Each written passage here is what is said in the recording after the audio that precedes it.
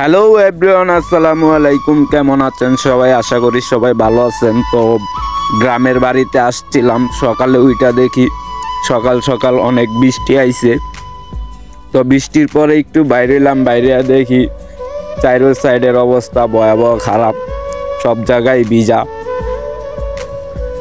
তো এই বৃষ্টির ভিতরে আমি চিন্তা করলাম একটা ব্লগ বানাই। গ্রামে যেহেতু আসছি, সেই জন্য আপনাদের জন্য এই ব্লগটা বানাচ্ছি।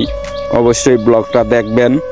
আর গাছের আম যত আসিল সব মনে করেন বাতাসে পইরা গেছে অর্ধেক।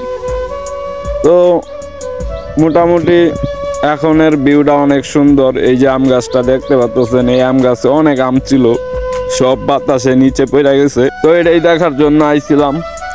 দেখা তারপরে মাথাটা নষ্ট হয়ে গেছে, আম নাই একটাও। তারপরে দেখা চলে গেলাম বাসায়।